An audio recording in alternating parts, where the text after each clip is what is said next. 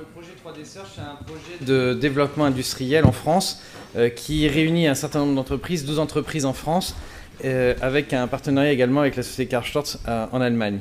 L'objectif, c'est de faire de la France le leader mondial de la chirurgie en 3D. Vous allez comprendre ce qu'on appelle la chirurgie en 3D, qui représente un marché très conséquent dans le monde, avec 1,8 milliard d'euros estimés. Voilà le projet, un résumé sur une slide. On va partir de l'image médicale, comme on vous l'a déjà montré. On reconstruit cette image et à partir de là, on va essayer d'exploiter l'image qui est en 3 dimensions nativement sur des systèmes d'affichage qui eux aussi vont vous restituer l'image en 3 dimensions, comme s'ils étaient physiquement présents devant vous. Ça se traduit comme ça, avec d'abord le développement d'une tablette 3D qui va nous permettre d'interagir sur l'organe en 3 dimensions. Là, on est sur la tablette 2D. Et ce que ça donnera, parce que là, c'est un montage pour vous expliquer comment ça donne. Pour le voir, il faut voir en vrai la tablette. Eh bien, ça va donner ce genre de choses. On va interagir sans contact avec l'image virtuelle qu'on va pouvoir zoomer, agrandir, déplacer, vous voyez, et qui va flotter dans l'espace devant vous, sur l'écran. Alors, c'est réellement ce que ça donne. Vous verrez tout à l'heure en visitant les haras, cette image qui flotte devant vous et qui donne l'impression d'être sortie de l'écran. C'est vraiment l'impression que ça donne. Le gros travail consiste à développer des interactions pour le chirurgien qui soient naturelles, simples à réaliser, pour remplacer la souris qui n'est pas toujours simple à utiliser, avec des gestes, vous voyez, comme le zoom, des zooms qui peuvent être simples. Et puis surtout, la partie qui vous intéresse le plus, la découpe. Alors là, on a utilisé des gestes assez basiques, vous voyez, pour placer des plans de coupe. Et puis à la fin, on va pouvoir récupérer le modèle 3D avec les mains, déplacer les structures virtuellement. C'est exactement ce qui va être développé grâce notamment à la société TheraPixel, une jeune start-up qui est à Sophia Antipolis, issue de l'INRIA. Les écrans, c'est la société Alioscopie qui est à Paris.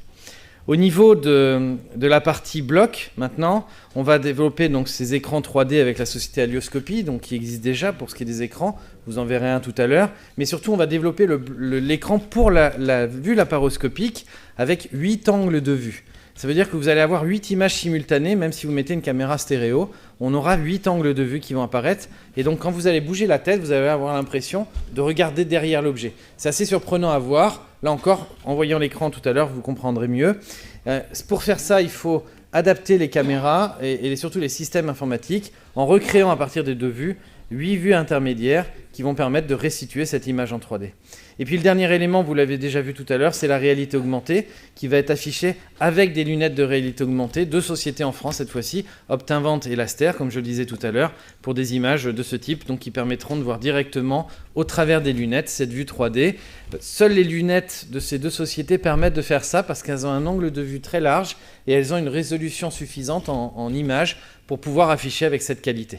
Voilà le projet rapidement. C'est un très gros projet qui va être financé par la BPI, qui intègre non seulement la chirurgie digestive et abdominale, mais également la chirurgie orthognatique et orthopédique. Là, vous voyez une autre des sociétés qui a été créée issue des travaux de l'IRCAD, qui est la société Prometheus Surgical, avec le travail qu'on a mené avec eux pour développer la réalité augmentée, vous voyez, lors de cette chirurgie, où lorsque l'on va placer et découper l'os, on va avoir le guidage par la réalité augmentée. Vous voyez, là, c'est rouge, c'est pas bien placé.